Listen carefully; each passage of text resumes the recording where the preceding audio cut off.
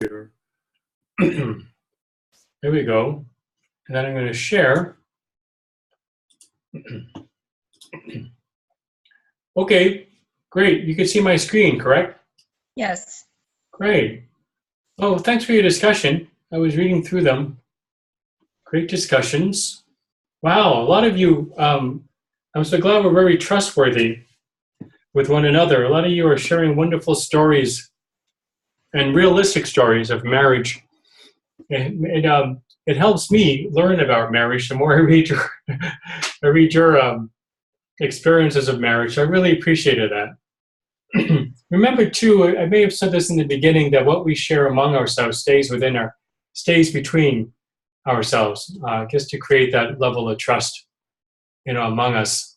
But I enjoyed, the ones who began to talk about a lot of those areas. This is this could also be a very sensitive topic when it comes to marriage, particularly in our present day. It could be very sensitive for some people. But what I wanted to do today, and I hope it's okay with you, because this is what happened last time I taught this class. I want to start with the actual ceremony first. And then if we have time, we can talk about the history. And I say that because last time I taught this class, I remember we spent more time in the history and we really didn't get to the ceremony. I'm okay with doing it with the other sacraments, but when it came to matrimony, and the way we celebrate matrimony, I think that's something that just bears a little bit more attention. And again, as before, I'm trusting that you're reading the history book, and so we'll talk about that if we have time, particularly at least the first few centuries. But because you read that, I think what I'd rather do is spend a little bit more time for this particular sacrament on that on the actual ceremony. And many of the things that we encounter when we celebrate it, like a lot of the social cultural practices that go on in the world today. Where was that now? So if you want to take out that PowerPoint, you could. Again, we'll talk about the history if we have time at the end. I'll also leave room at the end if you have any particular questions about the history. But let's start with this. Just the order of celebrating matrimony. So it's the second PowerPoint I gave you. These are the resources I used. There's the order of celebrating matrimony, the second edition. I'm going to explain where that comes from, because that was more recent, if you recall, 2 years ago. Then in the middle, these resources are great, from the Federation of Diocesan Liturgical Commission, FDLC. It came out around the same time that the second edition of the matrimony, of the order of celebrating matrimony came out. Finally, there's a wonderful, if you are ever in charge or preparing a marriage of a friend or a relative or a family member, this wonderful resource by Paul Cavino is a wonderful resource, very practical, of how to prepare the actual wedding ceremony. Some of you may have used it already, but I'm saying the slides that I have here, I borrowed from all three of these resources. And you could put that in your bookshelf if you ever want to, if you ever have to go into sacramental preparation for marriage. I'd recommend all three of those. Just a brief history of the order of celebrating matrimony since Vatican II. So remember, after Vatican II, we had all these typical editions. Remember that conversation I had about the Mass? Something comes out in Latin. It's a typical edition. And then what happens after that, like in this case, it came out in 1969, then all the other languages have to follow suit. Well, for the English-speaking countries, it only took a year to translate that first edition into English. And in some sense, that's what we have been using. We have been using that up until 2 years ago, that English translation of the 1969 edition. What happened, though, is that in 1990, a second typical edition in Latin came out. And it took us, 26 years, 23 years to get our act together to put that into English. So that came out in 1990, and we were given the instruction, okay, here's a second typical edition, which is what we have now. And all your languages, so French, Spanish, you start translating them. Well, the Spanish language translation, they were able to get their translation out right away, and that came out in 2005, which is why a lot of Hispanic communities would use lazos and arras. You see, even Filipinos would use that as well. We still did not have an English edition, even though this came out in 1990. Even for the Spanish, that took 15 years, right, for them to produce. Why did we take so long? Well, because as you know from our 5th class, we were so busy focusing on the Mass and the translation, political issues about culture, language, the things I talked about in that. We were more focusing on the Mass and the Eucharist and the rules of translation per se. So while the Spanish language of the 2nd edition came out in 2005, we finally got our act together. Once our 3rd edition of the Mass came out in 2011, 2 years later, we said, okay, now we finally have to go back to the 1990 edition and translate it in English. And that's what happened. So in 2013, the bishops approved the English translation. 2015, they got its official recognition, and then 2016, the bishops issued it. And so since 2016, the last 2 years we've been using, more like a year and a half, we've been using the 2nd edition. Even though it's been existing in Latin and in Spanish before. And some of our pastors and priests may have used the Spanish translation, especially if you were doing lazos or anything else like that. Even English-speaking people might use some of the things there. So it was allowed to be used per se, but I guess wasn't really official per se until we got the English.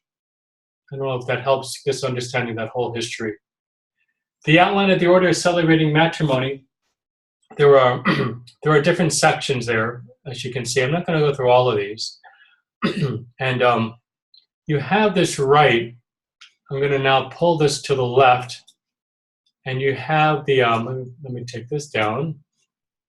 Let me minimize you folks a bit. No, I don't have to minimize you. Where is the right itself? Right order of matrimony. Yeah. I'm going to put that there. All right. I'll get to that when the time comes. Play from current slide. All right. So anyway, this is just laying out the outline of the whole Mass, of the whole sacrament of marriage. Now remember that most of these documents we've been looking at, all these sacraments and all the documents, the introduction is also called a prenotanda. That's a fancy Latin word. The baptism had it, the Mass had its general instructions of the Roman Missal, right? Confirmation had its prenotanda. What's great about the prenotanda, it kind of always outlines the deep theological meaning behind each sacrament. So in case you ever want to know a quick read or summary, what do we actually believe about the theology when it comes to matrimony, you could always read the introduction, otherwise known as the prenotanda. And of course, this one talks about a lot of the things we read in history from Martos. It kind of retains it here. The matrimony derives its force and strength from creation. That new covenantal language it was talking about, particularly as we were approaching Vatican II and what came out of Vatican II. Number 2 there, it comes down to the consent of both spouses, particularly in the Roman tradition. I'll talk about that a little in the history. If you recall, in the history, some of the Germanic tribes in the early West, as they were Germanic and Frankish tribes that were part of what we call like Europe today, France and Germany per se. That's very that's very broadly speaking. They had a different understanding of what made marriage official. But the Roman, what was going on in Rome, they always narrowed down to the actual consent that the spouses say to one another. That's what really makes it. So this is just kind of saying that it comes down to the consent. It's indissoluble. That once it happens, it's permanent. Of course. Now, of course, as we know, with divorce, it could be nullified, which means it never existed at all. But in a sense, this is all part of that history. We talked about it in that first class.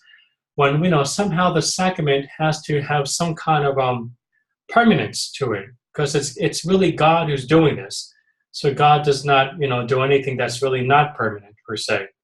But then, as you saw in the history, there will be ways. Well, then how do we actually come up with the idea that maybe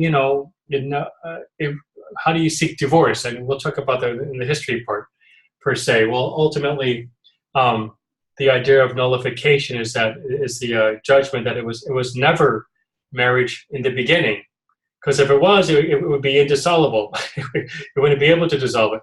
But a nullification kind of says, well, maybe it never really did exist, even though we went through the rubrics and all the forms of it. So this is all partly saying it. Number 3 would talk about the conjugal love as order for the procreation. That was always the traditional understanding of marriage and the goal. And if you remember that history, what was wonderful about Vatican II, and it preceded Vatican II also, was the idea it's not just procreation, and it will get later, but also, the well-being of the spouse, how both of them, that's what Vatican II does, which is kind of radical. But for the longest time, it came down to that the goal was procreation and the formation of children. So, of course, the Credo Tanda here is going to talk about that. It'll mention it. But then it'll ultimately talk about other aspects of marriage. The ecclesial aspect is here, number 4, the intimate community of life, right? Christ, number 5, Christ raised his marriage to the dignity of a sacrament. This is kind of saying, did you realize this when you were reading the history? Like, in a sense, this is kind of defending why we're calling this a sacrament, and yet, out of all the sacraments, it seems to be probably, maybe one of the last 2, which we could say, is it really a sacrament? Because it really wasn't considered. It was always sacramental in the early beginning. In other words, there was something about it that people were able to, by looking at the symbol of 2 people, vowing to one another, that somehow it pointed to a larger reality of the love of God, the church, and rather of let's say, the unity of love between Christ and the church, per se. But as sort of like a marriage ceremony that really didn't exist for the first 1100, 1200 years, per se. And as you read in the history, it would later become more official because the bishops and the church kind of took the place of the government and civic courts. And so it eventually did become a sacrament. And so we'll kind of say here that it is a sacrament. But again, it's not as clear-cut, I think, as others, as we saw already, like confirmation. Even though that ceremony was not created in the first few centuries, we can still say, well, Jesus kind of, talks about, setting down of the Holy Spirit. So there'll always be this, if there's one thing you're getting away from this, I hope you're getting from this course, this sort of fluidity of what we mean by the 7 sacraments. That's relatively new, if you think about it, in the history of the church, the history of the 2,000 years of the church. It doesn't become truly solidified until the Council of Trent, So that's 1,500 years after Christ, per se, that we say there were 7 sacraments. Even then, there were roots around the 11th century that theologians, if you recall, were beginning to talk about 7 sacraments. My point is that will always be a fluid source of debate and open conversation between historians and theologians, and of course ecclesiastical power saving face, sometimes with institutional church against other, particularly Protestant churches, who only recognize 2 sacraments per se, which is a little bit more explicit. But it does, number 6 kind of talks about early understanding, what made marriage kind of sacramental, that idea that it's a relationship between Christ and the church. Talks about the importance of marriage. I'm going to kind of go through this. Just skip all that and go through the duties. I want to get to the celebration of matrimony, the communitarian. A couple of you, in your discussion, it was great to see how you really brought in the ecclesial communitarian celebrations of marriage in your actual ceremony. That's all, of course, because of Vatican II. Moreover, attention should also be given to the appropriate use of options provided in the rite, as well as to local customs. So remember, one of the goals of this courses to talk about culture. Ansgar Chapunko, he's that Filipino theologian who became sort of like the Yoda, the godfather of liturgical enculturation. He kind of said when it comes to funerals and marriage, we have a lot more cultural flexibility to express what that is, let's say, than we might in other sacraments. And that's very true. When it comes to marriage, for better and for worse, and we could talk about for worse, couples come in with various, cultural customs, and we'll talk about that in the following slides. Some of the things, that's what I want to talk about. What are some things that are appropriate to bring in from your local customs? Happens with funerals as well. We will talk about that next week. When it comes to funerals, sometimes pastoral leaders become a little bit more flexible because, it's for the sake of mourning. They might allow things that might kind of bend the rules a bit. Well, that's what Chapunko was kind of saying. I'm not saying you should do this. He's trying to say that usually when it comes to that pastoral, rubber hits the road, is this idea that marriage and funeral, we tend to be a little bit more flexible in what in allowing local cultural customs to come into the rite, as long as it doesn't, as long as you still do the correct form and matter, the consent, don't change the words, etc., things like that. Remember I said about baptism and confirmation, all those other things. But this is what number 29 is talking about, basically. There is room for customs and adaptations. Of course, you should know what to use, how far to go. We'll talk about some of those things. Okay, this is going to just prepare us then for the actual prep, or even before the marriage ceremony. We have preparation. And again, I'm kind of steering this in a more pastoral tone for any of you who might have to do this, or if you have to prepare or help prepare for somebody you might be able to use these slides. Actually, you might find them helpful, I hope. But anyway, this is what they kind of talk about. Examine what the sacramental history of the couple is. If one has not received confirmation, usually you might want to encourage that person to receive confirmation, whether they, so that they can just be fully initiated, into the actual marriage ceremony. It says if possible, there might be a case where maybe they don't want to be confirmed per se. But usually in my experience, and although maybe there were one or two, but most of my experience, I usually have the one who is not confirmed usually does seek confirmation before. That's just more common, I think. You should always encourage the sacrament of reconciliation. Frequently come to Mass, even though in my estimation, if they don't go to Mass, but after the marriage, they don't go to Mass anyway. They usually just come to Mass just to get married, per se. But these are some pastoral things you want to say to them. Make sure there's nothing that stands in the way, right? Were they married before? Were they divorced? You just have to find out all these information. So if you always have questions, call your tribunal about that. But this is what a priest and or a lay minister who prepares couples, what they have to go through. They need documentations. If they've been baptized, we need baptism certificates. It has to be issued within the past 6 months. So they have to get in touch with the parish, and the parish is ascended within 6 months of the wedding, per se. If a couple needs to, so you have to contact the church. If it's not attainable, it might be in another country, and God knows, I hear so many stories of how difficult it is when priests and or lay ministers here are trying to get a hold of the parish somewhere in another country, per se. So you have to begin that process right away.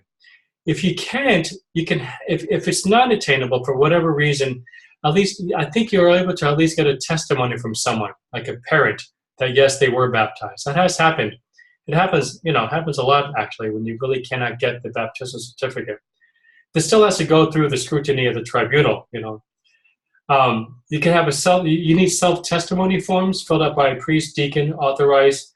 So in other words, I or the deacon or even the lay minister who prepares, you might sit down with a couple and try to determine that they're doing this out of their own free will, right?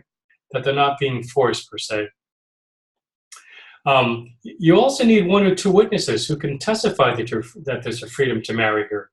So this is all part of the documents that the couple has to do before they get married. Interview, marriage license. You also need, the couple has to visit the county clerk. Try to obtain 46 weeks before the wedding. Usually, sometimes it's before that, a month or maybe 2 or 3 months. But try to get the license from the county clerk to marry, and make sure to bring that to the priest before they get married. If a Catholic marries someone who was baptized but not a Catholic, in other words, they might be Methodist or Lutheran, then they have to apply for permission to enter into a mixed marriage. If someone is marrying someone who is non-Christian, like Jewish person per se, then you have to go through a dispensation from disparity or cult. It's a fancy kind of term, but think of cult as worship. Like, in other words, disparity is totally different. Disparity, like a great difference of worship style. So obviously a Jewish cult worship form is totally different than although, as you know, in our roots, we have Jewish roots, but still different from, let's say, a Muslim and Catholic per se. So you have to be dispensed from that. So you have to kind of go through this process of dispensation in order to marry a person from a totally different worship cult or worship tradition per se. These are required whenever a Catholic marries someone who is not Catholic, whether the wedding is celebrated in a Catholic church or in another place. An additional request is involved if the wedding is going to take place outside of a Catholic church. If it's going to be taking place outside, you need another dispensation from the canonical form. So this is required when someone other than a Catholic priest or deacon is going to receive the consent. Usually this means that the wedding is going to be celebrated in church or another Christian denomination, and a minister from that denomination will preside. So maybe a Catholic is marrying a Lutheran, but they decide that it'll be taking place in a Lutheran church. Then you have to go for the dispensation from the canonical form. If it's going to be outside of a church, like if you marry a Jew, then you need permission to celebrate the wedding outside of a church. Required, as the title indicates, when the wedding is going to be celebrated in a place other than a church, Muslim, Jew, or who is not baptized. Now, if they're not Jewish Muslim and you apply for that, you want to get married in a beach or in a nice spa or in Napa Valley, chances are you're not going to get approved. Okay? Now, so what do you feel about that? Because this is something, I mean, this is why I want to kind of focus on this whole area rather than the history, that you read the history. Because you're going to get that a lot, and you might even feel, well, gee, why can't we get married, in a beach? Or you get that a lot from people when they might marry a Catholic. Anyone have any thoughts about that? Have you Father, it's Yvonne. Hi, Yvonne. It's funny. Hi. It's funny you mention it. I know Father Mike Schmitz did a video about it and explaining, why you couldn't or you could. And, if the sacrament of marriage and really having God at the center of your marriage, starting with the wedding, of course, it makes sense. It makes absolute sense that it would be in the church. I mean, the whole, well, God is everywhere kind of thing, that's a little flighty. Is it flighty? Let's see, that's her argument. God is everywhere, don't you think? And that's it. But really for it to be sacramental and start in the church, and especially like with the readings from this week, that it's celebrated in the community as a community. Okay. So that's usually the best argument or the best reason. The idea that the church is a regular space where the body of Christ gathers. Exactly. Okay. That's usually the reason we have to give. It's usually because this is, this isn't just, so what is it doing? It's connecting the couple to the community. This isn't just their wedding, but they usually, we get that from Hollywood a lot. And it is, it is the sacrament. And as you read, it's something that they both do. I don't do this sacrament, but they kind of do it. They administer the sacrament to one another. But there's still a larger body of Christ here, right? And and it's coming again from that very Vatican II ecclesial context. And what does the body of Christ usually gather? Well, we gather, in the brick and mortar four walls of a church, of a parish church. So that's how we have it. Now, other people might say, rightfully so, who knows, this might change. I don't know if it would, but it might. They might say, well, let's say, I can still make the argument that, gee, it's where two or three are gathered, and that's a whole argument, we could be the church, I celebrate a youth mass, I've done that on the beach, because that's where the retreat center was. And it happened and the altar was actually overlooking the ocean. So we gather there, and where two or three gather, well, isn't Christ also there? And isn't that the body of Christ gathered? But now we're gathering on the beach, So that's where we're going to continue to go a little bit back and forth. But the idea is that we regularly, gather in a parish per se. So anyway, any other thoughts about that, or do you get those different requests? Yeah. Okay, this is one of the first things we fight against, right? Because of the Hollywood image we get it from TV and everything. Pastor preparation, you have to, we just talk basically. If they're unchurched persons, sometimes they might explicitly reject what the church intends. There are special cases.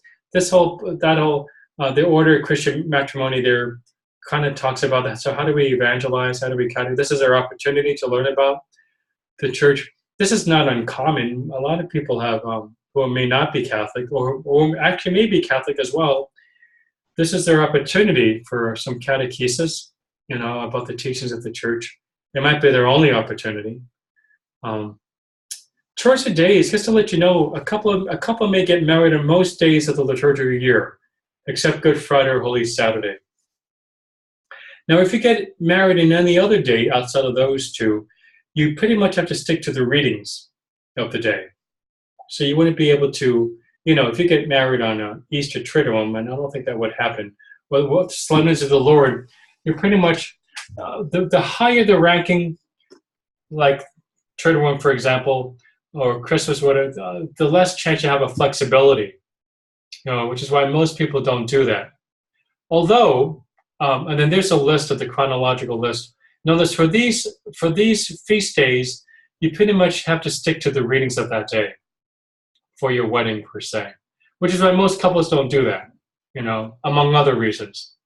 At the same time, one of my professors, Andrew Sephardi, said that the day all marriages take place on a Sunday during a regular community mass is the day that all liturgists could go home because we done our job. In other words, what was he trying to say? He was trying to say the day, can you imagine, and some of you may have had weddings on a regular Sunday mass. His point was then they really understand the ecclesial significance of a marriage ceremony. It isn't just about those two people, but in fact, it's the whole community gathered together. One of my, in Portland, Oregon, my first assignment, what was her name? Claire someone, I forgot her name now. Anyway, Johnson. She got married while I was there, the first 7 years of my priesthood. And she chose a Sunday 10 a.m. mass, because now everybody knew Claire, So, and we have to use the readings of that day. And it was ideal. From an ecclesial perspective, it was ideal because they were part of the community, and they were using the readings of the day, and it was in the midst of any other regular Sunday. Just like we might, more and more parishes are doing baptisms during Sunday Mass. So Andrew Sephardi's idea was, that's okay with baptism, but the day that all weddings take place on a Sunday, that means we really did our job. We're not going to get there yet. Because I think we're finding a lot of the things in weddings when everyone kind of wants their own wedding. It becomes this one-on-one couple, understanding of weddings per se. Any thoughts about that? All right. Which rite to use? There are different rites. So if you're both baptized Catholic, you do the order of celebrating matrimony within Mass. If a Catholic is marrying a baptized non-Catholic, like a Lutheran or Episcopalian, you do the order of celebrating Mass without Mass, or celebrating matrimony without Mass. Okay. Have you had those experiences? Sometimes, because ultimately, because they can't, the non-baptized person would not be able to have the communion because of our stance on that, then it's better not to do that per se, because it would look kind of, it'd be kind of not the best context where they had the matrimony right, where they became one, but then during the second part of the Mass, half the assembly goes up, the other half does not. So we usually say, well, no, usually just do it without Mass per se. You may use the rite for celebrating matrimony within Mass, only with the consent of the bishop, basically. So if you still want to do it, let's say you're marrying a Protestant, then you would need permission from the bishop. Even here, if you want to do Mass, even here, the non-Catholic spouse may not receive communion. You can still have the Eucharist for the Catholics per se, right? But so that's why we would show. Well, that would still kind of look funny per se, but there might be a reason to. Although usually the couples I prepare who are in that situation, they usually choose not to. So, if a Catholic is marrying a catechumen, a person who's going to be Catholic but not yet, or a non-Christian like a Jewish person, then you have to do the order of celebrating matrimony between a Catholic and a catechumen or non-Christian. So there's a rite for that, basically. When a Catholic marries a Jew, yeah. So that's what happens. And usually, now I've done this, and who else? Was it you, Sonny? Yeah, who gone through that? In which, I kind of, I did the New Testament reading. I also did the preaching per se, but I was kind of there. I worked it out with the rabbi. This is my own personal, so it's not universal, but my own experience of the times I have done it with the rabbi. I haven't had good experiences, actually, particularly with the rabbi, because I guess particular rabbis I've had, they kind of don't want to do this in many ways, because they're even more strong about, I think, more strong about keeping the idea of the Jewish faith in Catholics and non-Catholics per se. But I have heard good stories too of priests or deacons collaborating well with different rabbis. It's just that my experience hasn't been very positive. I won't get into details per se. But anyway, so there was a rite for that per se. So anyway, you go through different preparations with the couple. You meet with the music minister, engaged couples weekends. That's usually required, pre-Cana and all of that. You help the couple. They could choose the scripture readings, the kind of consent. We're going to talk about that. The formulas for the rings, natural blessing. They could come up with the actual universal prayer, come up with the selections of music, whatever it may be. So there's a whole process. And it was encouraging to read some of your discussion forums, how some of you really got into that and really prepared well your ceremony. This is just to show you some of the things that we encounter. I'd love to open it up to discussion. We have the Catholic wedding. That's kind of competing against the Downton Abbey or or Empire TV show weddings or scandal weddings, whatever it may be, with pop culture. That's Katy Perry, right? Yeah, that's Katy Perry. With also the consumerism aspects of wedding, right? So that's why I wanted to spend a little bit more time on this. But really, I think out of all the sacraments, this gets really the most. This is kind of the locus of so much interactional dynamics of social cultural images and practices that go on, and we kind of negotiate that in the preparation. Anyone have any stories about this or thoughts about it?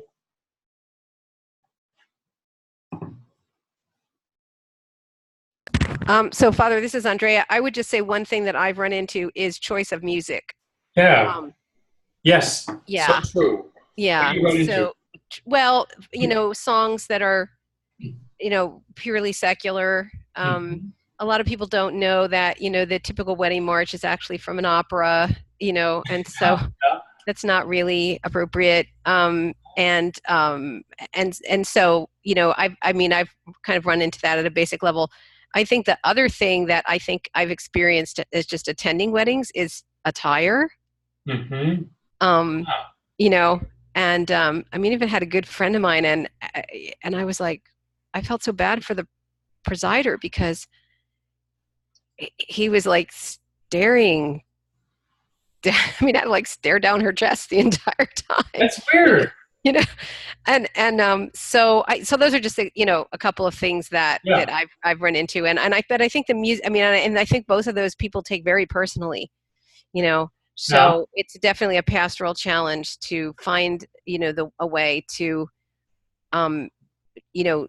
draw them towards what is more not just approved, but prayerful, and reflective of what's actually going on and considerate of the place. And we've gotten, we're very casual in California anyway, so we have all those issues around dress just every day. So enough said. I would just say that those are the two things that I've either witnessed or run into if I'm working as a liturgist and trying to help people choose things for their ceremony. Mm-hmm. Okay, thanks, Andrea. Andrea. Yeah, I think you're right. It's really a negotiation, isn't it? We're trying to. They're coming in with their own images and personal likings, but again, it's what they've been exposed to, or maybe they've seen it themselves in other weddings per se, Catholic or non per se. So there is a pastoral need to a skill to be able to convey, in some ways it's like it's a mass. So it would be like, what do you do for Sunday Mass? Do we do this form of music? Do we do that? Whatever. It comes down to a lot of the other things per se. But then, but what do you say? Anyone else, like when you run across that? Or do some of you agree or disagree with what we're saying? Is there room for maybe pop music? Or is there room to what is your experience of consumerism and weddings? Any other thoughts? It's Yvonne. Just from my experience, as soon as a bride to be, gets engaged and starts that whole, dress shopping process, it's like a whirlwind you get caught up in. And even if it's not exactly what you may or may not have had in mind, just all the vendors and all the hubbub around it, you get kind of caught up in the the planning and the party and all the more social aspects of the wedding, as opposed to focusing just on the ceremony. And like I said, that was my experience. Like as soon as I said, oh let's go look at dresses, and all of a sudden it was like this tornado of shopping. That lasted a year, so, and most people are young and it's exciting and everybody's, spoiling the bride. So it's hard not to get caught up in that and stay focused, Well, but there's nothing wrong with, I haven't been a bride, but wanting to dress or a groom so where do you draw the line? When it comes to, we just had a gathering of my Paulist community last weekend, and we had a nice dinner with the bishop like the night before, and half of my community wears college, the other half do not. But I brought my nice, shirts, my nice, what I'm saying. Is there anything wrong with that? Where do you draw the line? Right. No, that's a good question. Father, this is Anna. Yeah. I have a friend who is a young adult, almost on her 27, almost turning 27. And she is really good friends with several priests in our region. Yeah. And she really would like to have their marriage for at least the 5 priests that she's friends with to be there. And she had mentioned to us that for the blessing for their marriage, she wants to prostrate like a priest being ordained. And I said, where did you hear that? And then she says, because this is the vocation that my husband to be has chosen. Isn't it just right for us to be blessed like the way the priests are being blessed? Interesting. Wow. And it was really, and then she says, I will talk to all of them and see what they're going to say, because she's very devout, and her husband, and her husband too. And I said, let's see, we have modern way of seeing this as a vocation, and let's see who among our priests will do that. Yeah. But none of them none of them agreed to that. Oh, I don't think I would mind, because the rite doesn't say you can't do that. And that's not, again, with any kind of enculturation, is it pointing to the purpose of it? And I would think about it. I'm not saying it would be quick, but in the end, gesture, I have to think about that. Of course, I had to, it would be like, well, okay, as long as that doesn't, I'm not going to change the words, but your gesture of doing that, part of me says, why not? When she asked my opinion for that, and I said, I really believe that gesture is exclusive to a priest being. Well, in the Roman Catholic tradition, it is. You're right, and to deacons. Yes. Yeah, but then we all prostrate for the Good Friday service. That's right. Yes, that's right. Yeah. Yeah. So. And that's we could all do that. Well, most of us kneel while the priest does that. So now if she has this political bent that she wants to do this as in defiance, and she's going to have cameras there, and she wants it to be, she's going to. Then I might say, okay, well maybe. Yeah. But if it's going to be something where there's a line to be, you could be a little flexible with enculturation. But you have to be prudent too. Yes. But ultimately, I would certainly entertain it, and I wouldn't dismiss it right away. That's just me, because I know my liturgy, and I know the rules about enculturation. For other reasons, other priests might say no. Maybe it's a threat. Whatever it may be, or they just want to stick to the rules. Yes. But I don't think it wouldn't. I don't think it would change anything in the validity. Thank you, Father. It would still be a valid wedding. It's still, yes, thank you. Yeah. But that's a good example, like here's something you need to take. You don't just take it right away, but find out, and this is a good example of what we can do. One of the things I say, with all these things, realize that sometimes the wedding ceremony, this 1 hour, might not be the only occasion to bring in all these cultural symbols. There's also rehearsal dinner. There's also a reception. You know what I'm saying? So yes. So in other words, some of these things that they might want to do, you can do in those other places. Is my point. If they want to sing this song, but it clearly has nothing to do with Christianity per se, or it's not explicitly seen as something, I might say, well, what about during the reception or whatever it may be, But even then, I'll tell you the reality. Sometimes there are other priests and deacons who really just, they weigh whenever it comes saying no or yes, they weigh the, if they know the couple, sometimes they're a lot more flexible, Sometimes if it's a big donor, I hate to say the reality, okay, that's just the reality. You go, okay, we're going to say yes because they're giving a lot of donation. And that's just, that happens a lot. A lot of those different things like that. Or other priests or deacons don't really care, So there really is just a variety of ways people negotiate this. I'm not going to say they're right or wrong to you. I just want to give you, I kind of want to give you some parameters for you to kind of discern for yourself, So this is oh yeah, one more. I just had a quick question, because you mentioned about having the actual ceremony during a mass. How does that work?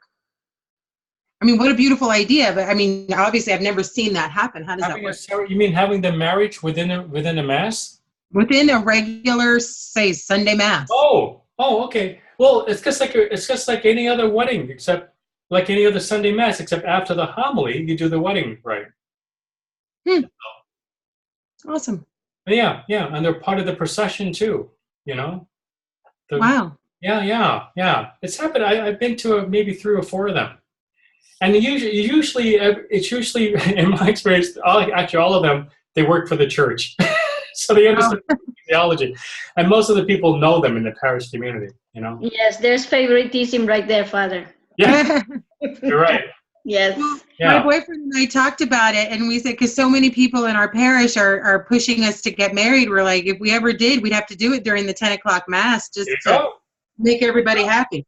Yeah, it's just like any other. You would have to use your readings of that day, you probably, right, for that Sunday, and That's funny. Yeah, then after the homily, you just do the wedding, basically. Yeah, so it's actually not different than any other wedding.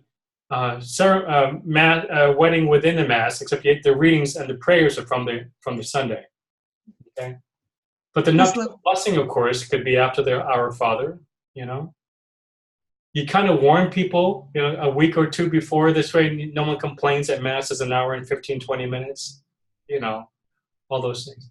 Another social culture phenomenon is the unity candle. In the 1980s and 90s. A lot of liturgical terrorists, kind of were really dead set against this, because it was because now some of them had good reason. They would say that sometimes you would light one candle, and then you would light the center candle, as the bottom right shows, and then you snuff out, the smaller candles and let a little. Well, that means that you're losing your individuality, and you don't. So to that extent, I agree with them, but they were really getting adamant about it. The thing is, this is I would say, seems to be a North American cultural phenomenon. And part of me says, well, just like anything else we do, like lasso, from Filipino and Hispanic, Latino traditions, to the arras, with the coins, well, then why not a unity candle from a North American cultural thing? Now, the thing is this. Those other things I mentioned, the arras and the lasso, which I'll talk about, they come after the consent, right? And sort of like in baptism, when you have those explanatory rites, like the candle, the white garment, they're following the main peak, which is, in this case, consent. Just like in baptism, it's the immersion. And then you might do the white garment, the candle, So they're explanatory rites. They're not as important, but they kind of flow from the peak. In this case, they do this unity candle before the consent. So some people might say, well, if we're going to bring in this, shouldn't it come in after, like the lasso or the arras, per se? But see, it's sort of taken on its own life, its own kind of secular life, which is why a lot of liturgical theologians say, well, don't do this at all. It's evil. You don't do it, and then we really get adamant about it. I'm kind of, just to let you know, I'm kind of 50-50 with it.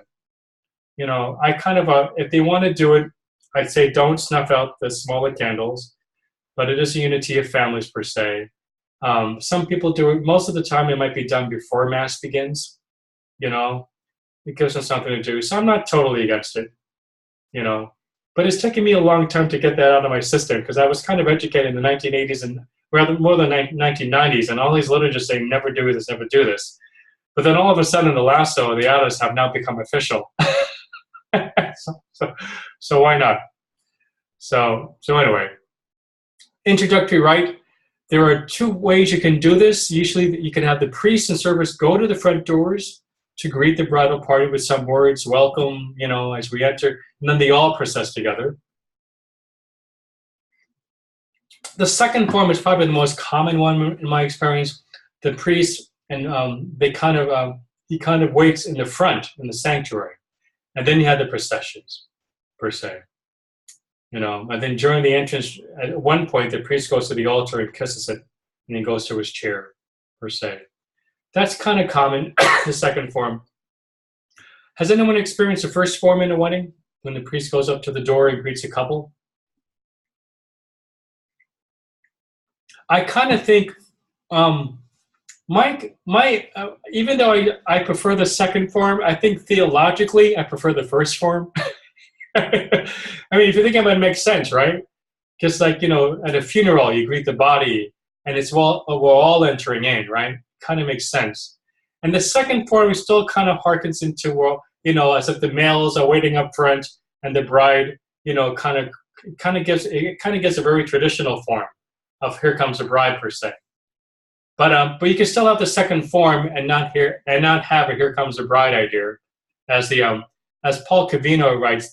He gives 3 different models for the lining of the procession: A, B, and C, and it's really just the last 3 points that are kind of different. So in Model A, you have the regular altar server, reader, priest, usher, whatever, best man, and then you have the groom. So he proposes a groom with his parents. All 3 of them process together. And then the bride and her parents come together. I've never seen this one. The next one, Model B, would be the groom's parents, then the bride's parents. Oh, I have seen this one. Bride's parents, and then both the bride and groom come down. That's as ecclesial and as dowry as you can get. And I like that actually myself. But, try to convince most brides to do that, and they kind of want their moment. That's just my experience, per se. The third model is the groom's parents and then the groom, and then the bride's parents and the bride. Right. Any thoughts about that? I kind of like this B, because I think that's really ideally Vatican II. That they both come down together. And it gets out any notion that of the tradition of the woman being seen as a property. That's just my experience. Father, this is Anna. I guess, like I said again, even we'll continually fight this Hollywood. And perhaps there's a romanticism to it. I'm not putting that down at all. But there's just some, there's a lot of negotiation going on. Okay, who was that? Father, it's me, Anna. Hey, Anna. Okay. Yeah, it's for the Model B. Yeah. Most of the young ones that I know that are getting married in church, they both want to be, use the Model B, wherein they both walk together. Mm-hmm. For what reason they say? Equality. Exactly. Yeah. Yeah, so we both love each other the same. We will be of equal footing right there, know? Yeah. Right. I mean, there's nothing wrong with the romanticist idea of the Victorian, By the way, I mentioned this in one of my discussion responses. Who saw the royal wedding? I was in the East Coast, so it was a lot easier for me to wake up 3 hours earlier, But I don't know if you noticed, because Meghan Markle is kind of a feminist in her own way, but she didn't walk down in the beginning. At the entrance of the door, when she came in, she walked alone. It was really beautiful with the kids holding the long trail garment, and then Prince Charles joined her like the last third and presented, and that was kind of radical, And I'm sure if she had her right, she probably would not have wanted Prince Charles to her score. So this might be some kind of compromise, right? Because it was kind of fighting this whole. Again, I don't know. I haven't spoken to her, but this is a great compromise. She kind of appeared by herself, and then the tradition. This is a royal family. Let's talk about tradition. And you talk about tradition, if you haven't seen this wedding, you should watch it. It's a wonderful example of 2 cultures, the African-American culture, 2 different, and they're both beautiful, but so different cultures. My favorite part was when the preacher from Chicago, the bishop, was just, very animated, but you couldn't really get any kind of movement. Rightfully so, because the English has a more traditional kind of reserved cultural value, right? But because you see both of these forces coming together, it was really a wonderful example of enculturation. Anyway, those are the readings that we don't have to go through them, but and you probably all may have seen different guidelines that give you a lot of examples of readings you can do. And then here's the actual matrimony, the rite of matrimony within the Mass. So I guess like if this was done on a Sunday, this is what you would do right after the homily. The address to the bride and groom, questions before the consent itself, then the reception of the consent, then the rings, the arras, canticle of praise, universal prayer, and then you go to the Eucharist. So let's just take and then if you have matrimony without the Mass, after the universal prayer, you just go right to the Lord's Prayer, basically.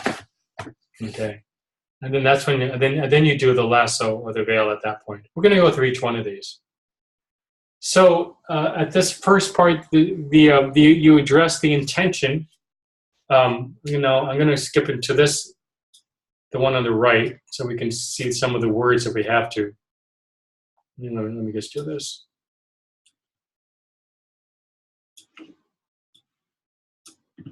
Okay, here we go. So you address the intention. The priest, addresses the intention while they're here. A lot of these things on my slides are to show you the new phrases, some of the new things that are coming out since the last 2 years with the revision, or rather the revised second edition. Interesting here, like there's a rephrasing. You have come together into the house of the church. Now we say, now we'll see how church not so much as a building, but people. So that was a nice welcomed revision. There were questions before the consent that talks about the freedom of choice, right? You hear, without coercion, freely and wholeheartedly.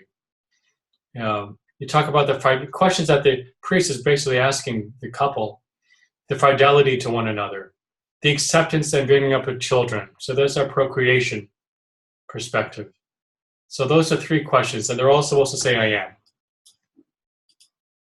And you talk about those, during the marriage preparation, what those means. And then there were 2 forms, the actual consent. And again, in some ways, this is really the crux of it all.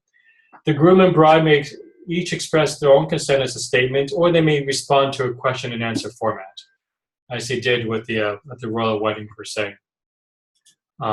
Even within that, there are different ways you can do that. You can have the text memorized, by each person.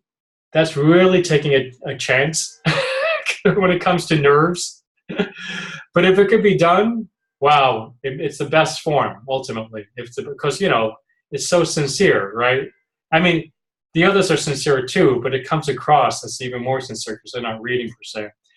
That's not reality. Most, because of nerves, have to look at the other. You choose the other one. The bride and groom, number 2, may repeat the text after the presider, right?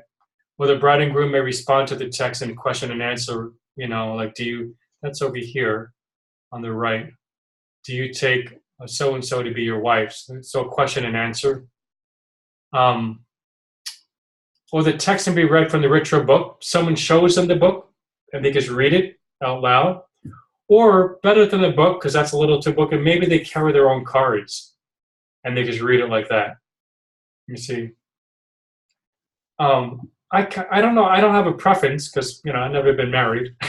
but I kind of like the idea of the couple kind of doing it themselves without the priest or deacon. The reality is, though, people get nervous and they don't know about public speaking.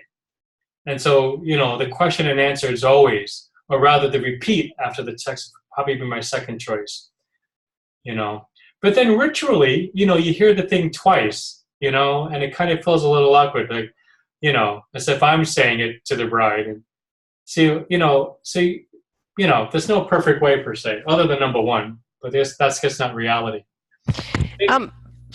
Father Sandre, I just couldn't help but notice on the right side of the screen, inside the right, RITE, where it's at number 63, which is right before, directly above, the part where it's done in question form. Yeah.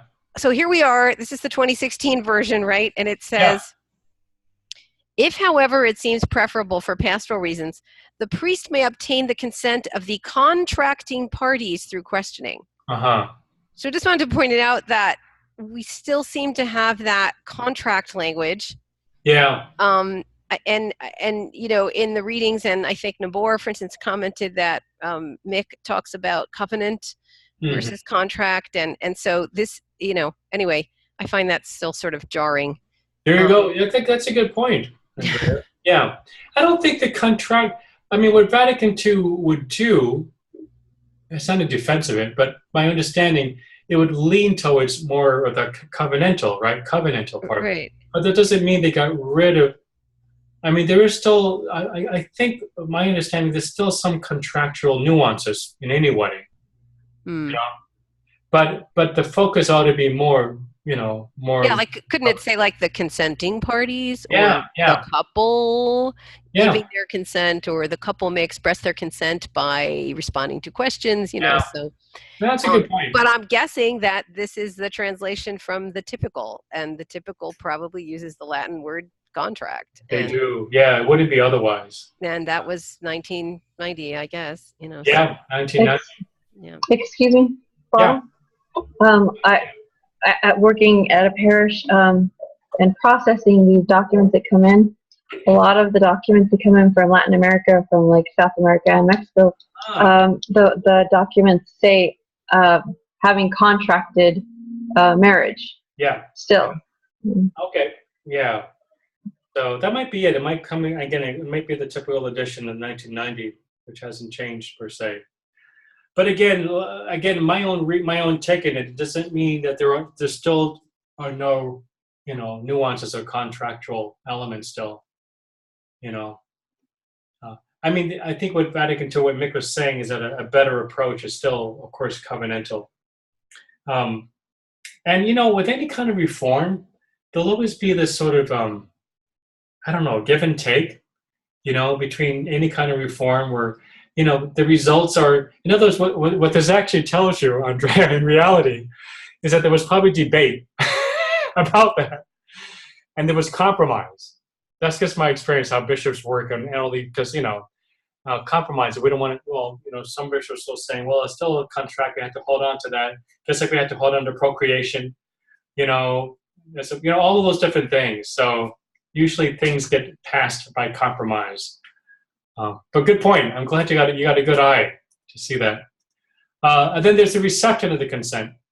Two options. You know, and the let me see. Here they are. The priest then says, kind of receives the consent per se. And notice the second one here. May the God of Abraham is much more biblically, you know, rich per se.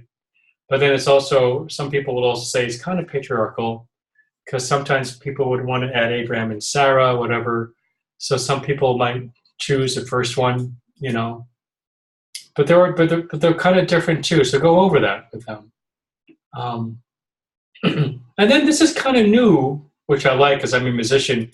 You could actually then have this acclamation to praise God.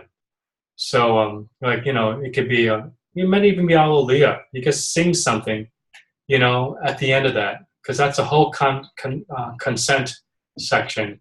You can sing Hallelujah. There isn't any new music yet, and that's part of the thing I'm going to be working on next. I want to edit something for OCP in light of the second edition coming out, because there are a lot more places for music, and maybe what we can do is for composers, begin to look at some options for that. Then the blessing of the rings, right? It's a new title. The old title was Blessing and Exchange of Rings. Now it's the Giving of the Rings. The presider doesn't have to, sprinkle the rings with holy water. New text, receive this ring rather than take. So now we say receive. There were three options of the actual blessing for that. This is a blessing up there on the top right. But then you can go to 194, 195, and there's some other blessing formulas. And you can talk about that with the engaged couple. Like, which ones do you think they would prefer? And then they say to the other person, the other spouse, receive this ring as a sign of my love, fidelity, in the name of the Father. So in some ways, again, these are kind of explanatory, even though they're not officially called that here, you know. But just like anything else, a lot of rituals will always have a tendency to, like mystagogy, after this peak, how do we kind of explain this better through other symbols? That's what's kind of going on here with the rings. I'm sorry, Father, I just had a question about that. Sure. Is there a teaching or requirement about both people having a ring? Oh, what do you mean? Well, because sometimes I've heard like people talk about, oh, they had a double ring ceremony, you know, and I know that there are men who are like, I don't wear jewelry, I'm not wearing a ring, what is that about, you know, and I know that there probably have been people where only the bride gets a ring, and so it just occurred to me, especially with the new rite, like, are there any requirements, preferences, rubrics? Does this couple? So. Yeah. It doesn't say it. I'm looking at this. Whatever, you know, I don't see anything, any kind of rubric. So you mean like what kind of ring, or? No, that there should be two. In other words, that the bride and the groom should both have a ring, and they should both end up with a ring on. Well, don't they have that? The husband gives it to the wife, and the wife... No, I know, but there are, at least in other traditions, I don't know that that's a requirement. I mean, anybody else, okay. I mean, years ago, it was more common for just the bride to end up with a ring, because men didn't know that. Wear rings and jewelry, and so I don't... Yeah, I didn't know that. So I wouldn't know. I mean, it looks to me like that's not an option here, because it says they will both exchange rings. So I don't know if anyone else online has had that come up where it's like, why am I wearing a ring? I haven't. Has anyone else? It's the first time I'm hearing about it. Okay. Yeah. This is the first time that I'm hearing it. Yeah. Okay. So maybe it has become more common. Okay. Yeah. Was it a Catholic wedding or a non-Catholic wedding? I don't know, actually, so I can't remember. But I've heard it sort of referred to that way, and I'm like, why would you say it was a double ring if there was like such a thing as a single ring, you know? But, I see what you're saying. Yeah. But it may be that the Catholic tradition has always had both rings, and some other traditions maybe have not. Mm-hmm. Yeah. I don't think, my guess, even with this, it may have changed, you know? Mm-hmm. I don't know whether Martos talks about that. Did he? Different versions of it, but I wouldn't be surprised. I mean, again, there were so many variations of ceremony. Mm-hmm. Yeah. But if I find out, I'll let you know. I mean, if it ever comes across, if I ever come across it. This is, again, optional, the blessing of the Arras, right? Particularly in Hispanic and Filipino. But it comes from that word, araban, which means pledge. So again, it's just a further, this is a pledge. Now, the Filipino word is are. Is that right, Anna? Is that how you pronounce it? Oh, in my wedding, we say aras also, Father. Aras. Yeah, here in the United States. But what about in the Philippines? Do they use aras as well? Yes, Father. English. We do. Okay. Yes. Right. Yeah. I got this from some other resource about Filipino, and so it might change in different ways. But that doesn't look like Tagalog. It looks aras, in Tagalog, Father, it's just ARAS. I believe that. R. Oh, without just one R. Okay. Just one R, and then it's loose money. It's a lot of loose money coins. But nowadays they have it in somewhat like inside the basket. Very few coins. Like this one, right? So there's no right or wrong. Yeah. And it doesn't say anything. See, there's the 13 coins. There's something superstitious about those 13 coins, Father. Well, no, this is about prosperity. So they would keep it with 13. As a dear, like the wedding would be prosperous. Other people might do. I know another couple of those. Well, 13 isn't that like the isn't that like Judas? Yeah, and some have 7 only. Yeah. You know. That's right. 7 times 7. Yes. There's no right or wrong. Again, there's no right or wrong, and different people have different reasons, for that. But a baker's dozen is known to be prosperous. So some people see that. Other people are superstitious with 13 being another number. But anyway, so it's meant to be. Now I wonder whether I got that resource correct, or whether that resource, because that looks like Latin to me. That might have been are into Latin. So I'll double check that. Anyway, it's not just about so not just about household, but also so charitable concerns. So sometimes the prayers, that you might say, might extend it beyond just wealth to one another. This is something I found out. John Chrysostom talks about ararum. In other words, they were saying, this is coming from Paul Turner's book, which came out in light of the second edition of the Matrimony, right? And he's talking about a lot of the history of that. They really don't know, but they do know that John Chrysostom talks about pledges, ararum, when he was talking about the marriage between Rebecca and Abraham. Some people say it might be drawn from their 14th century Cistercian ritual, which say they would have this. This was their formula. Say after me, with this ring I wed you, with this money I endow you. So that's all about money and endowments and dowries as well. And with my body I honor you. So we don't know the exact roots, I'm saying, at the aras per se, but it could be traced back to perhaps these roots here. Then after that, there could be a whole hymn of canticle of praise. So you could actually sing, maybe sing a Te Deum, or now thank we all our God, or anything about Thanksgiving. That the assembly, that's kind of new for this new, which I really like because I'm a musician. The idea of doing that. Then we had the universal prayer. I have to go over that. Well, let's just go over this and then we'll take a break. The blessing and placing of the lazo or the veil. So it means lazo. It could be a garland of flowers. There's no right or wrong again. Some people have a garland of flowers, as you see on the left. Let me. Some people have 2 oversized rosaries, per se. Some people use it with a veil or without a veil. There's no right or wrong, per se. Some people twist it, like on the left there, or they pin it, right? Like on the right, it goes on the groom's shoulder, per se. Or some people can, like this picture in the bottom right, they just do a connection without any veil on the touching the groom. No right or wrong. But within the Mass, there's a question about when to do it. Some people if it's within the Mass, it could be placed before the preparation of gifts. So really after the praise of the faithful, they kneel down. Then you have ministers who do that, kneeling. Or I've seen it done right before the Eucharistic prayer. So after the preparation of gifts, and right before you say, the Lord be with you, and you get into the Eucharistic prayer, you have these 2 ministers, 2 people. They'll kind of fasten the lasso.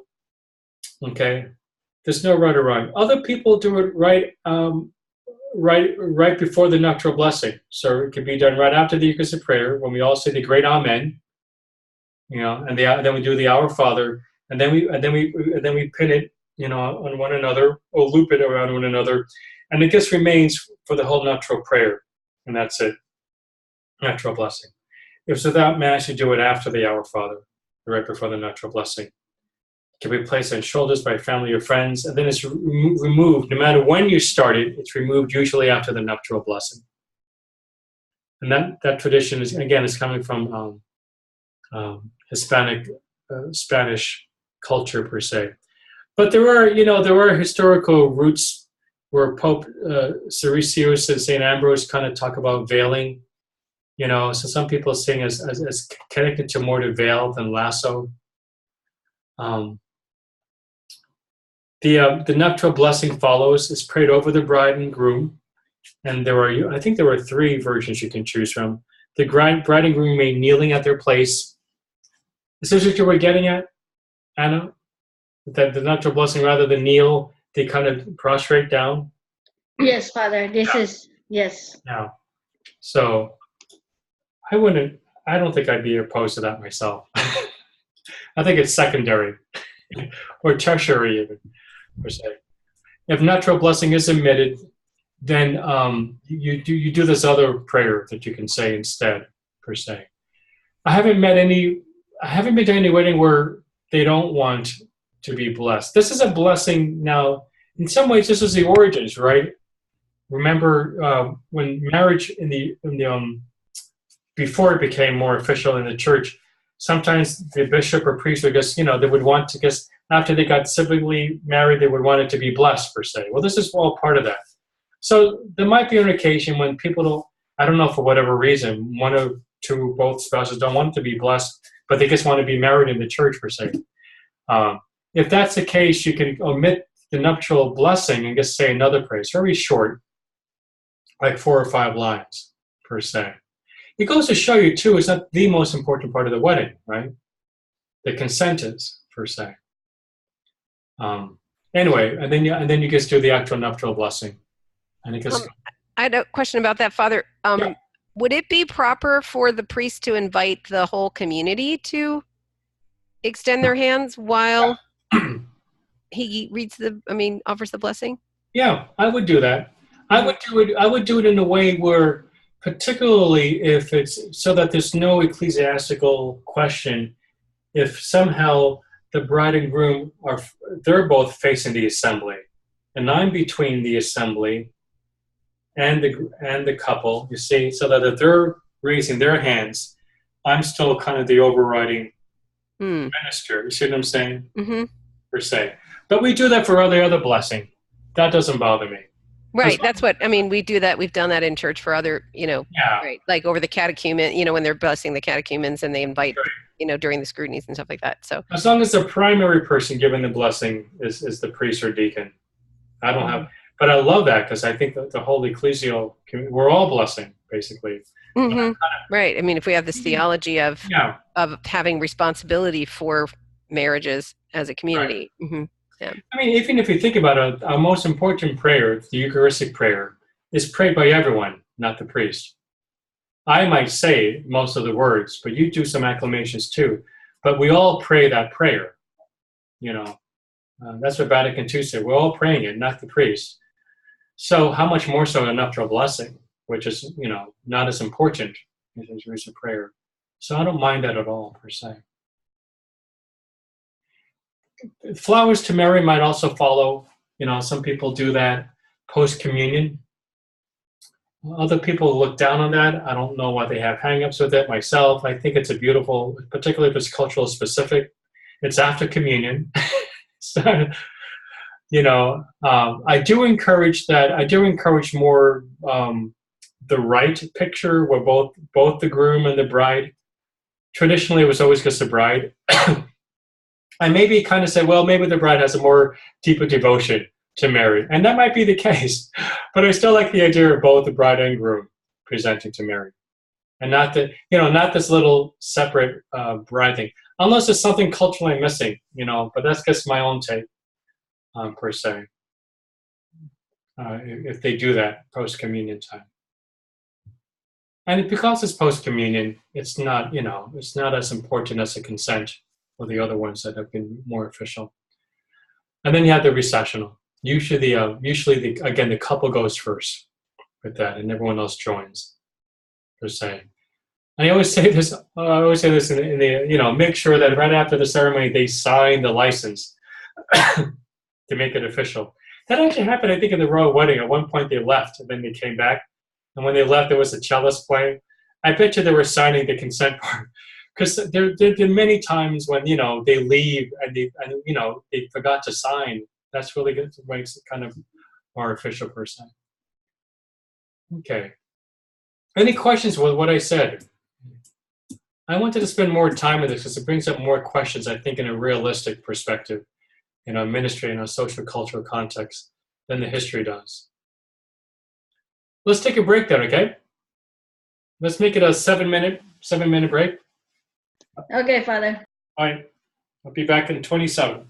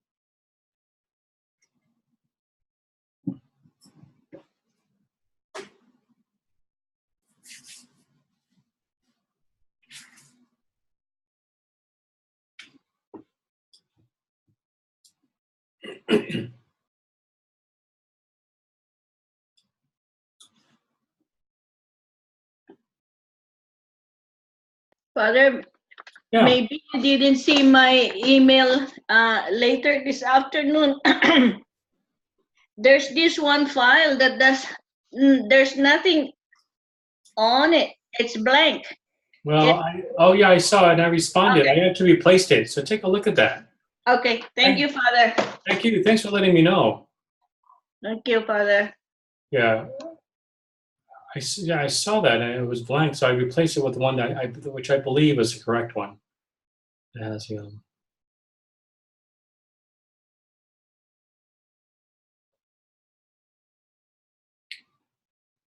this one, right?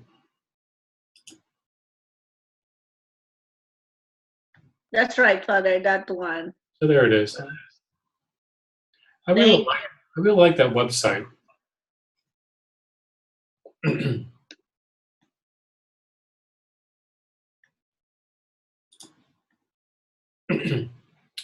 Okay, I'm going to get started here. This is, by the way, with only 2 hours, we don't have time to cover a lot. But I hope you get to read some other future date. There might be something here which might be helpful to you. But this whole section here, I kept adding more supplementals. Although you already have this bibliography since you have the book. But take a look at these, things, there's a folder here about music for wedding liturgy. We were talking about music already. The order of matrimony and music. So these are two things that talk about music and wedding. There's still some unresolved issues. I put this in all the other sacraments that Keenan Osborne talks about. There's a great thing here about frequently asked questions about weddings if you have things that I have not covered. If you're a sacristan, here's a checklist for weddings, what to put out there. This whole area of canon law made easy comes up with great questions you might have, like what happens between a Catholic and a non-Catholic? Does a wedding have to be held in the Catholic Church? We talked about some of these already. Consummation in wedding. What's the link between, that the couple has to have conjugal sex intercourse as a way to ratify? In the Catholic tradition, it's going to be two things that ratifies it. It's going to be the actual ceremony, the sacrament itself, but also the act of conjugal love. And this whole thing explains what does that tradition come from? Again, part of the procreation perspective. And then what happens if a Catholic marries a non-Catholic? But that whole webpage, I gave you the PDFs for those things you might be able to read. I advise you to read it sometime, in case you ever have any questions about those. So we're gonna have like 30 minutes. Again, I'm presuming you read this. I just want to point out some particular things. Let me put this on. Go. You can see this whole thing. Here we go. So, oops, can't get this.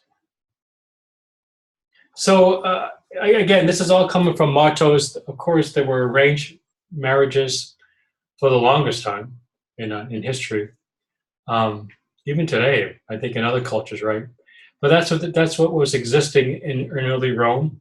Usually, the father was the presider in the house, and also the keeper of the religion. So wedding was connected to a religious purpose, But again, brides were looked as property, basically. And Marta does a good job of kind of continuing that thread of how that continued to exist for such a long time, if not still today. But even the idea of the father in the early Roman world escorting, the bride to the new home, all of those images come out of that. The idea of seeing women as property, basically. That existed, a side note, that existed here as well when it came to slavery. For this, if you know the history of slavery in the South, it wasn't so much about the human dignity of the person. Basically, black slaves were property for the people in the South, because that's how they got their economic benefits, even though the North was beginning to, was against slavery. But it came down to property. It came down to property and economy, unfortunately, where we lead to these other, violations of human justice, per se. So the Jewish, not much was said about the Jewish traditions, per se. Women had very few legal rights. And adultery was forbidden in the Torah, per se. But it was interesting. It's not because of sexual immorality, but because it violated the property rights. That's why. So it goes to show you what women did and continue to go through. Now, in the Jewish tradition, they did allow divorce. In two rabbinical schools, you read the different rabbis that talk about divorce, particularly if they're look at the bottom right, permitted divorce for almost anything she did that displeased her husband, and the husband could actually file for divorce if there's any kind of displeasure. But my point is that this contrasted Jesus, as you may have read, the idea that Jesus was kind of dead set against divorce, and he's kind of blatant about that. If anyone who divorces his wife and marries another commits adultery, and whoever marries a woman divorced from her husband commits adultery. So basically these scriptural passages. And this next slide, I realized I did not provide you in the left there, Matthew 5:31. I actually have the text here, but I'll put this new one up tomorrow morning. I just forgot to fill in this verse. But basically, it's a little funny because in these two cases, he does say that divorce could occur when he says, unless a marriage is unlawful. In other words, Jesus may have acknowledged that there are times when marriage was maybe not done in a lawful way, in which case he kind of at least acknowledges the possibility for divorce. But in general, Jesus was pretty much dead set against divorce because he kind of had a very moral perfection kind of outlook with a lot of things, not just about this. Remember, he tells a rich man, if you want into the kingdom of God, sell everything. I mean, there were these moments when he's just extremely radical, because that was part of his messianic mission. As far as and in one way, it was a way of subverting the people in power and the rich, right, and looking towards those who are in the marginalized, and how the reign of God is this, this reign where there is no, all of these, where there is no rich or the hypocrites, the Pharisees per se, but in fact the inverse of that. So I'm saying that because within that also comes the idea of marriage. He would kind of say he really didn't. He said that divorce was wrong, that God did not intend it to happen. So he was kind of falling short of this moral perfection. That's the thing that Jesus was after. So his standards were kind of high.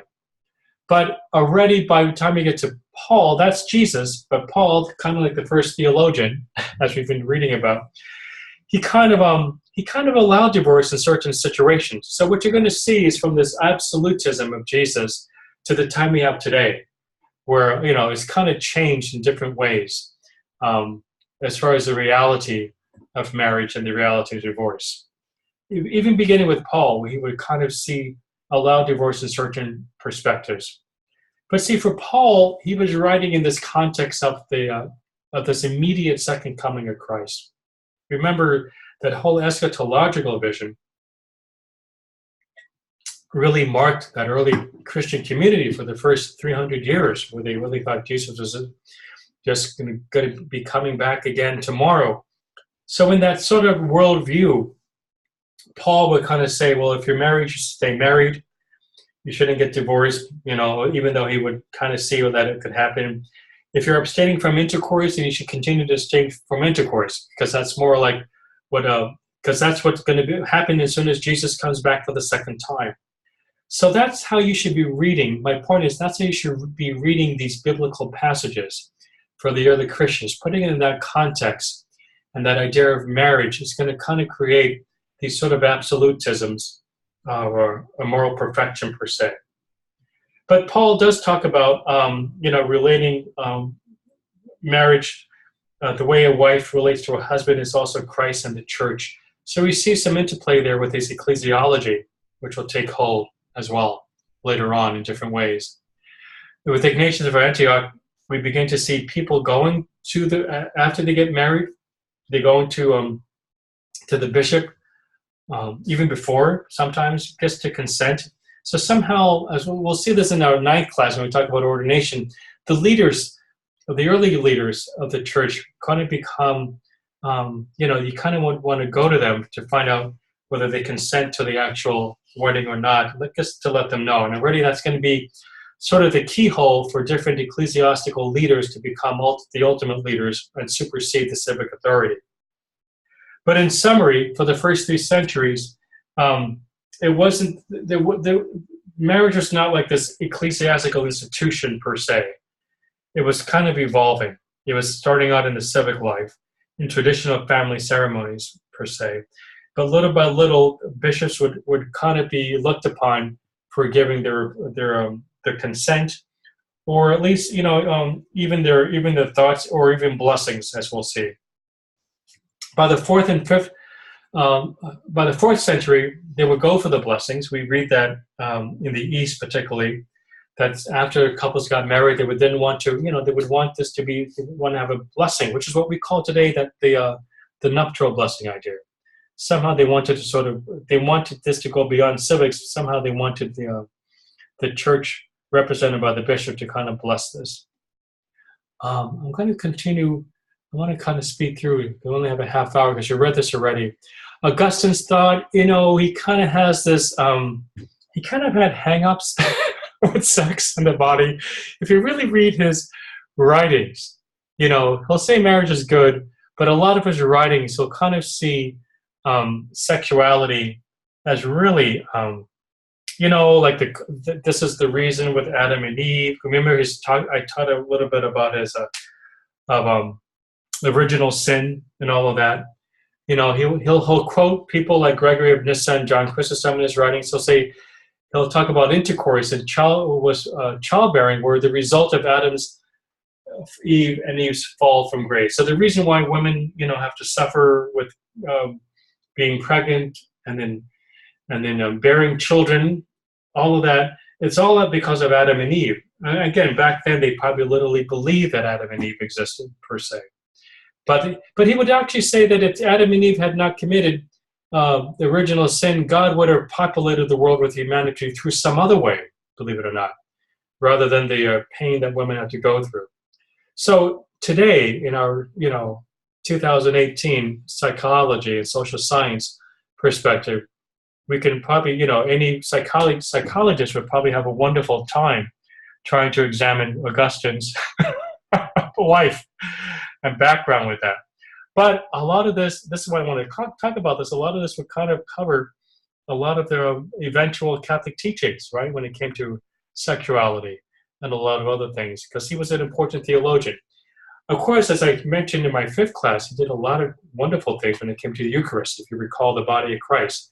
I'm not putting Augustine all down, but when it came to sexual morality, he's coming from a particular location in his own history, where a lot of that is coming from. He did say that marriage was good from 3 different ways. It produces children, and you can see how that's going to really take wind with the procreation argument.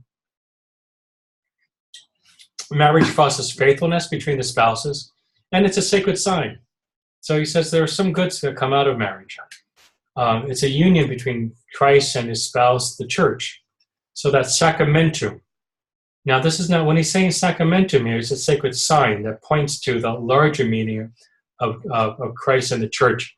He's not talking about the 7 sacraments per se, but it's sacramental in some ways. Basically, what's going to happen from is that slowly, especially when we go into the Dark Ages, right? Again, this is in the West.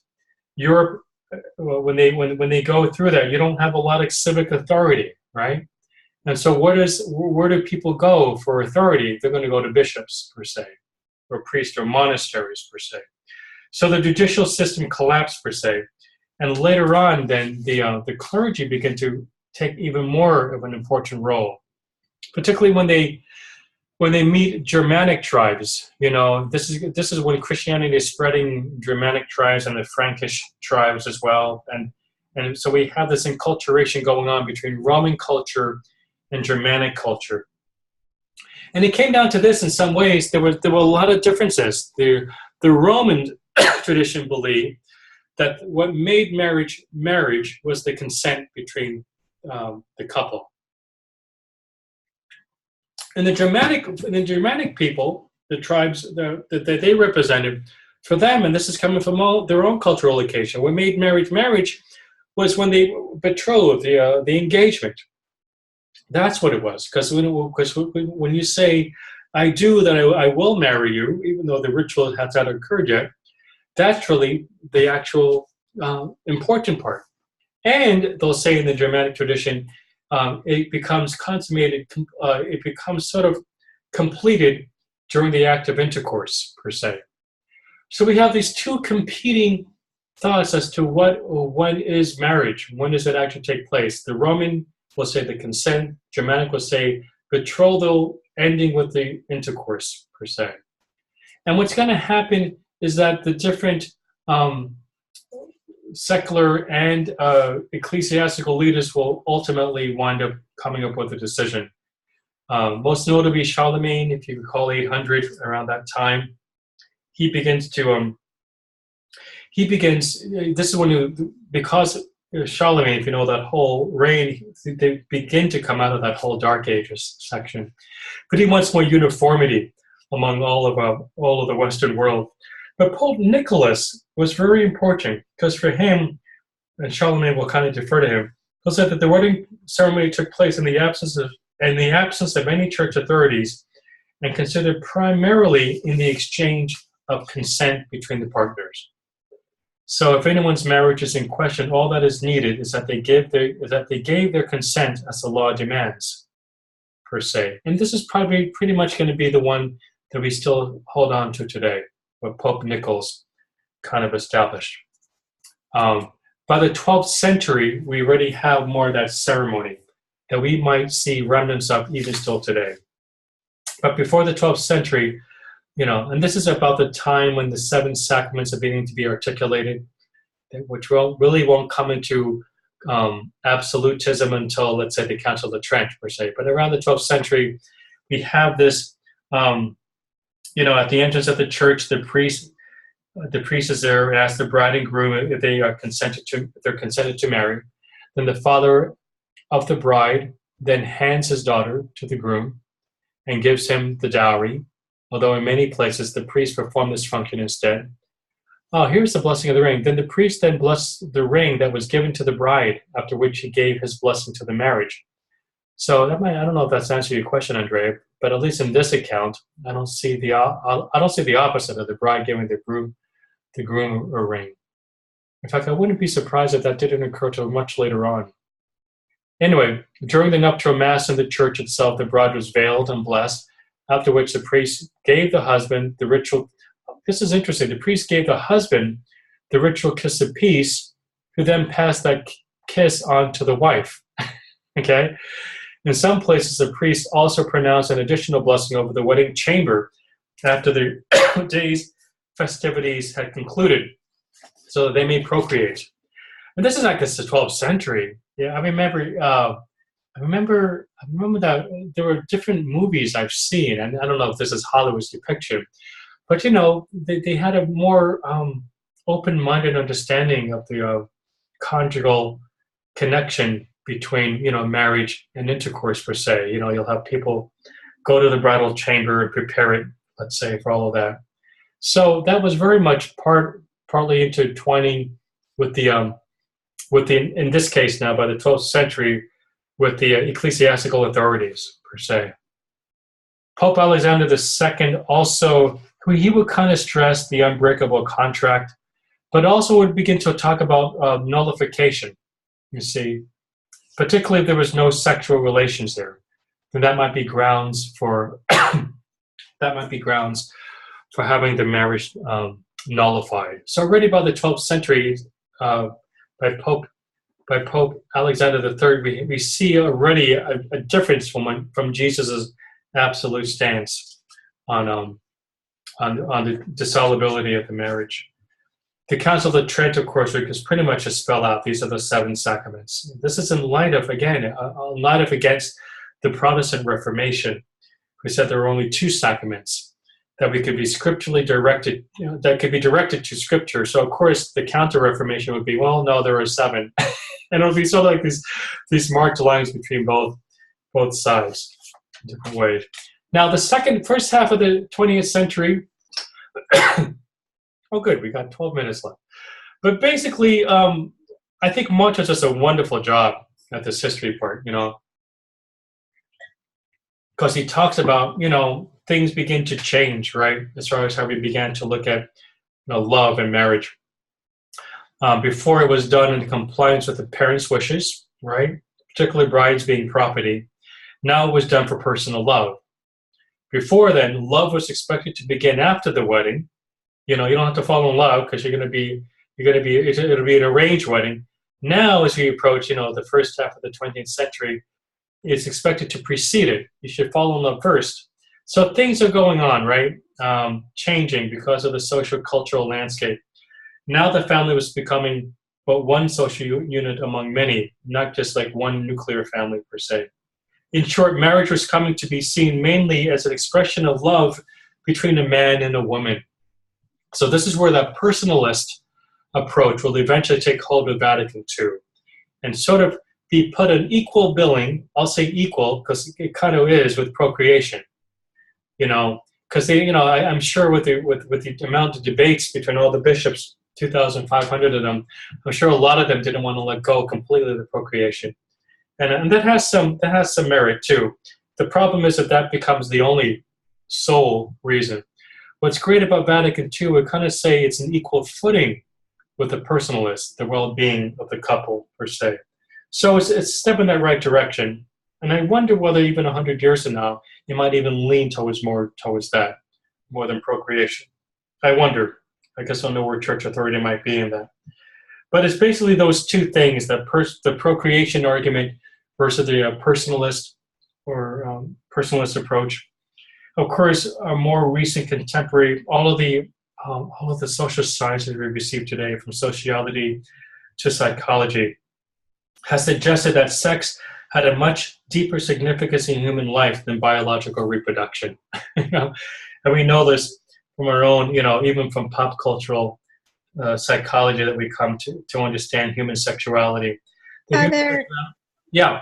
I'm sorry to interrupt, but I have a question. Sure. What about those couples that since the beginning, their intention is not having kids? So is that still, how could that be a valid marriage? Well, see, hopefully before, the role of the minister preparing them was they would have to discern that. And in fact, part of the if you recall, part of the questions that the priest asked during the ceremony is whether they're willing to be open. Now, if they're not willing to be open, believe it or not, the priest could actually say, well, no, you're not ready to be married. But for some of them, just to go through the ceremony and make maybe right. to please other people, they will say yes, I do, or we will. But it's not their intention. So right. I actually agree, and I think that's what usually happens in reality. That most of them, they might have talked. You guys know marriage life more than I do, but my guess is couples decide their understanding of procreation, and then how they might actually say whatever it takes to get married to a priest or minister. In which case, part of me as a discerning minister would just have to know, okay, if they know I'm not going to get too involved in their sex life or their procreation. I'll ask them, and my role will be to let them know what the church's teaching is, and I am going to have to ask them that question per se. Now, if it's really blatantly like they want to say they don't want any children, then I actually can say, not that I don't want to marry you, but I don't think I can marry you because I'm going to be asking you a question. So if you don't agree with it, part of me wants to say to them that don't say that to me. That's just reality. But I don't know any priest or deacon who's going to try to find out beyond, or maybe some of them do. I mean, we do have a conversation about it in one of our meetings, which might last about 20 minutes actually. But, Father, but there's only so much. Couples that are infertile or they can't have children, or older couples. Well, yeah. That's different than the intention. That's the different intention. The discerning minister has to find out, do they intend to have children per se? And of course they can't do that. But that's also one argument why some people would say the procreation argument makes people who are infertile feel like they're not really whole couples, right? yes. So that's why people say the personalist approach, which is where we should be leaning towards per se. And we show, and again, I'm not against the idea of procreation. The thing is, if that becomes the absolute, obviously, if you really scratch the surface of that, there were probably more social-cultural aspects to that, not to mention gender issues, that kind of made that pervade for most of the 2,000 years per se. It has a place. I'm not putting it down. I mean, I think it's a beautiful aspect, of marriage, leading to children. Otherwise, not only from a practical reason, the human race is going to continue, but the idea of procreation is beautiful. My point is, Vatican II wanted to kind of put that in equal footing with the personalist approach. So I'm definitely not putting down procreation in and of itself. I hope I'm clear about that. But I think the reality is couples kind of decide outside of what the priest would say, and they'll tell the priest or minister what they need to hear. That's my hunch. All right, so, all right. Thanks for that. Actually, I don't think I had a lot more. Yeah, there was just these two people. I wanted to bring them out because basically, the Fuchs and Herring, basically, they were at the time of Pope Pius XII. They continued to explore the long neglected personal aspects of marriage in their writings. Some tried to avoid the classic dichotomy between primary and secondary ends of marriage and preferred a more integrated approach.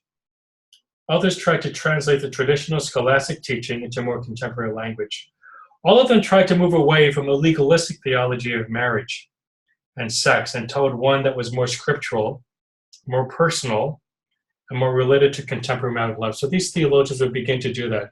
This is back in the 1950s and 60s, you see, because all the social sciences are beginning to come into, if you think about it, it's amazing what psychology has done. I believe Freud died only in the 1950s, right? So, all of that is going to start affecting. And then in the United States, particularly, we had the sexual revolution in the 1960s, right? So that all of a sudden now, we have bodies, because we had bodies, and all of a sudden we can talk about sex. But before the 1960s and before the social cultural sexual revolution and civic rights movements and the second wave of the feminist movement, the gay rights movement, right? All of those things that kind of freed us. Now we can finally talk about sex. But before that, we couldn't talk about it. We didn't have sex. And if you're in the seminary, this is partially the reason why we got into the whole mess we're in now with when it comes to pedophilia. You guys didn't talk about sex in the seminary. You didn't talk about sexual orientation or anything. Well, that's also impacting marriage as well. When that begins to come into, the dialogue with and against or complementary to procreation, then Vatican II will be ready to kind of talk about this and kind of bring in sociological perspectives, personalist perspectives, psychological, sociological, and I love this, and biblical, because we got better with our scriptures, Wow, I can't believe I did that in a half hour, even less. Any questions? Because I'm presuming you read this too. But any remaining questions? Maybe from someone we haven't heard from yet? Yes, Father. This is Nabor. I have a question. Sure. One of the materials that you sent us, it says that regarding who can be the precise for the marriage, and it says in there that where there's a shortage of priests and deacons, the bishop can delegate a lay person to assist at marriages. What does that mean, Father? Can a lay person do something similar to the priest or the deacon? Yeah. Well, remember. So who's the administrator of the sacrament of matrimony? That's us. Okay. There you go. So in the end, so what is the church now? What do I do when I'm presiding? I'm kind of representing the church. I'm going to be witnessing, with the other witnesses there, and I'm going to bless you per se. But but in other words, now two people could do this, but if they do it by themselves in the middle of a wood in the middle of Siberia, no one's going to know about it. So I'm kind of the official representative per se. But I'm not performing the sacrament. I'm doing the Mass, if it's within Mass, because I'm a priest. So in other words, my point is, if a priest, a bishop, or deacon's not there, yeah, definitely a bishop could dispense a lay person to at least witness that, right? It makes even more sense. Yeah. Yeah. Thank you, Father. Yeah. Okay. Okay. One more, and then we have to. Yeah. In the Catholic teaching, Yeah. do we emphasize sex before marriage or marriage before sex? Oh, well, so this is, oh boy, you asked this question about premarital sex now when the bell is about to strike.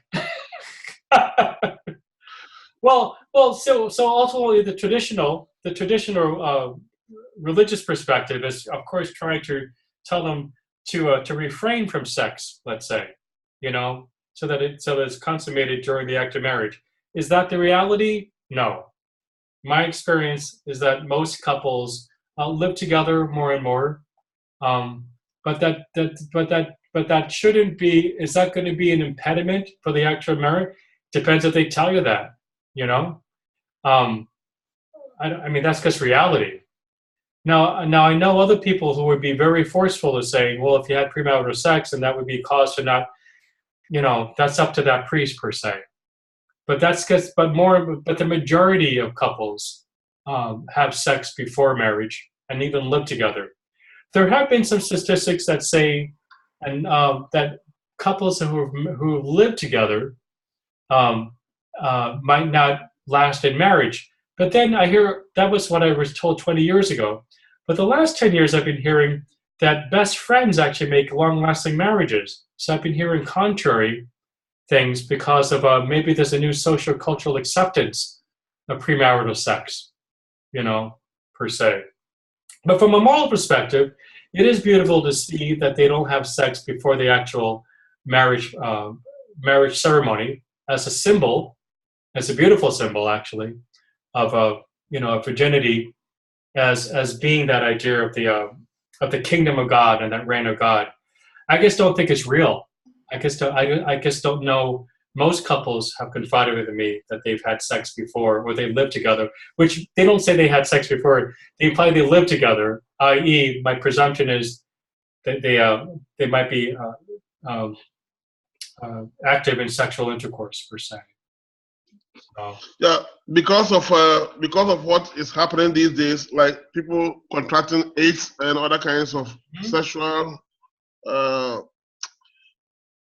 diseases. Is it proper for a Catholic priest to say for them to come together as a married couple, they need to submit themselves for testing, like HIV status? They want to know whether they are all clean before they come together to marry. Oh, that's a good question. I don't know. I mean, for the sake of health, I know we do that for the seminarians. For the sake of that, before that, the vocation director has to ask them that they have to take a test. We all have to take a test. But I don't know about marriage. I don't know. What are your thoughts about that? I just remember in my marriage, this is Claudia, but I don't remember it was requested by the church or for the state that we both go and take some kind of tests before our marriage. But I don't remember who requested actually. Yeah, I don't know if it's a requirement, but I would hope both couples would know that. I mean, I think it would be pretty kind of prudent. I just don't know if that relates to official teaching, Father Joe. Okay. I haven't seen it, but I think it'd be very smart. I mean, wouldn't you want to know if your spouse has a disease or not? Yeah. I don't know. The question of whether it's my place, I don't know about that. But it could probably be worked in a conversation at marriage prep that talks about health, Okay, we have to go, though. So always continue. If you have other questions, you can continue with the discussion forum. I always go back maybe 2 or 3 days later to reread those. All right? Thank you so much. Now, next Thursday, I think I may have asked you, my sense is you're being overwhelmed with a lot of readings, although the last time I taught this, they didn't really complain about it. but like you didn't read the Francis reading, well, that's especially because I didn't put it in there. But there's a Peter Fon reading for next Thursday. If you can't get to that, that's okay. I'll try to refer to it anyway, different ways. But try to do at least the Martos and the Mick. Okay? Okay. And I hope you all handed in your outline. I'll try to give my responses to those within the next few days. Okay, good. Thank you so much. God bless, folks. Thank you. Bless Have you, a night. Father. Good night. Good night. Good night. Good night.